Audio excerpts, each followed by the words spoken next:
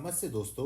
आज हम एक ऐसे फाइनेंशियल मैट्रिक के बारे में बात करेंगे जो बिजनेस की कैश फ्लो और कलेक्शन एफिशिएंसी को समझने में मदद करता है।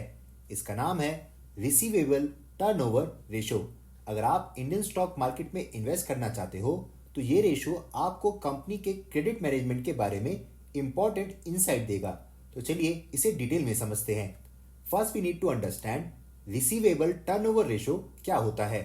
ये रेशो दिखाता है कि कंपनी अपने कस्टमर से जो क्रेडिट पे सेल करती है उनका पेमेंट्स कितनी जल्दी कलेक्ट करती है। इसका फॉर्मूला है receivable turnover ratio is equals to net credit sales divided by average account receivable. यहाँ नेट क्रेडिट सेल्स मतलब वो सेल्स जिन्हें कस्टमर्स ने अभी तक पे नहीं किया, और एवरेज अकाउंट रिसीवेबल्स होते हैं ईयर के स्टार्टिंग और एंडिंग रिसीवेबल्स का एवरेज। तो रिसीवेबल टर्नओवर रेशो को कैसे कैलकुलेट करें, एक सिंपल एग्जांपल से समझते हैं। मान लीजिए एक इंडियन ट्रेडिंग कंपनी की नेट क्रेडिट सेल्स है 100 करोड़ और एवरेज अकाउंट रिसीवेबल है 20 करोड़। तो 100 divided by 20 is equals to 5। इसका मतलब कंपनी अपने रिसीवेबल्स को साल में 5 बार कलेक्ट करती है, मतलब रफली 73 दिन में पेमेंट मिल जाती है। ये 73 कहां से आया? एक साल में 365 दिन होते हैं। 365 divided by 5 is equals to 73। इसका मतलब रफली हर 73 डेज में कंपनी ने अपने कस्टमर से पेमेंट ले ली। लेकिन इस रेशो का स्टॉक मार्केट में क्या इंपॉर्टेंस? इस रेशो से इन्वेस्टर्स ये समझ पाते हैं कि कंपनी अपने कैश फ्लो को कैसे मैनेज करती है।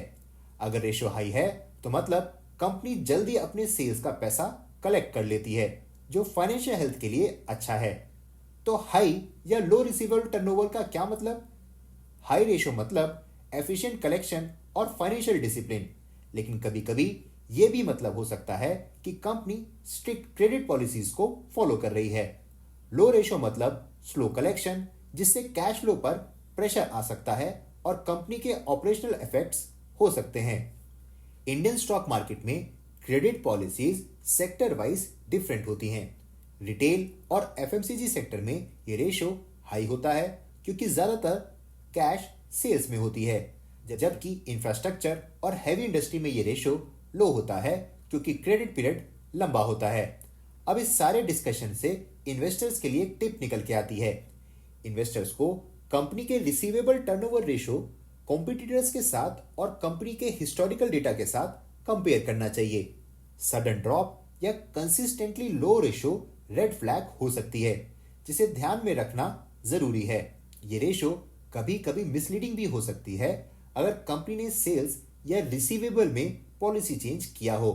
तो दोस्तों, रिसीवेबल टर्नओवर रेशो से एक ऐसा टूल निकल के सामने आता है जो आपको कंपनी के कैश फ्लो और क्रेडिट मैनेजमेंट के बारे में बता सकता है। इसको समझकर आप बेटर इन्वेस्टमेंट डिसीजन ले सकते हो। अगर आपको ये वीडियो पसंद आया हो तो लाइक करें, सब्सक्राइब करें और अपने सवालों को कमेंट्स में लिखें ताकि हम इनका जवाब दे सकें। मिलते हैं अगली वीडियो में।